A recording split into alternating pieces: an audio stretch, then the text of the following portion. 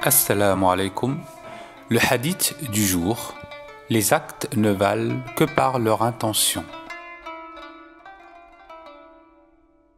Émir des croyants Abu Hafs Omar ibn al-Khattab radiyallahu anhu a dit: j'ai entendu l'envoyé de Dieu sallallahu alayhi wa sallam dire: les actes ne valent que par les intentions et à chacun selon son intention.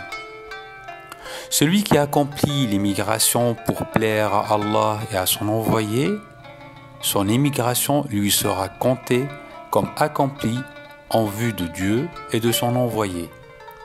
Celui qui l'a accompli pour obtenir quelque bien en ce bas monde ou pour épouser une femme, son immigration lui sera comptée selon ce qu'il recherchait.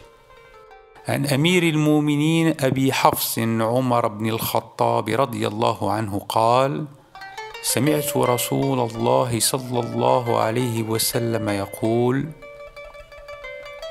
إنما الأعمال بالنيات وإنما لكل امرئ ما نوى فمن كانت هجرته إلى الله ورسوله فهجرته إلى الله ورسوله ومن كانت هجرته لدنيا يصيبها أو امرأة ينكحها فهجرته إلى ما هاجر إليه.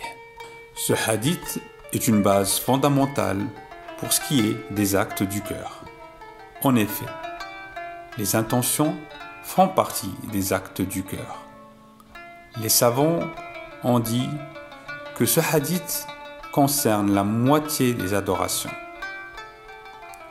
On déduit des paroles du prophète sallallahu alayhi wa sallam la phrase suivante: les actes ne valent que par les intentions.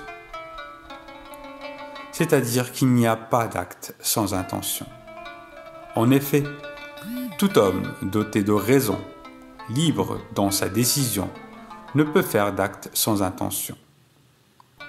Dans cette déduction, il y a la réponse à ceux qui sont harcelés par des doutes scrupuleux, le waswas, et qui font le même acte d'adoration plusieurs fois de suite. Et malgré cela, le shaitan leur chuchote ceci: vous n'avez pas encore mis l'intention. Nous leur répondrons donc comme suit: non, vous ne pouvez pas faire d'acte sans intention.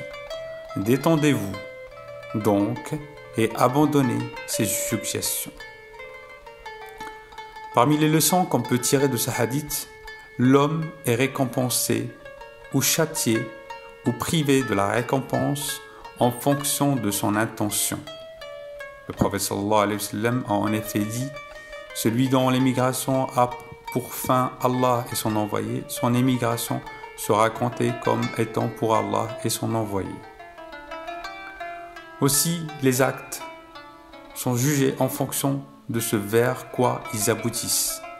Il se peut donc qu'une chose qui est à la base loisible de faire devienne un acte d'obéissance quand on a l'intention de faire par cette chose un bien. Comme par exemple le fait de manger et de boire dans l'intention d'avoir plus de force pour accomplir convenablement les actes d'obéissance à Allah. Dans ce sens, le prophète sallallahu alayhi wa sallam a dit: prenez le repas de la fin de la nuit, suhoor, avant de jeûner, il est toute bénédiction.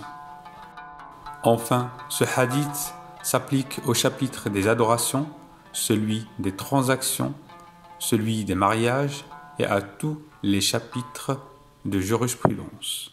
Assalamu alaikum.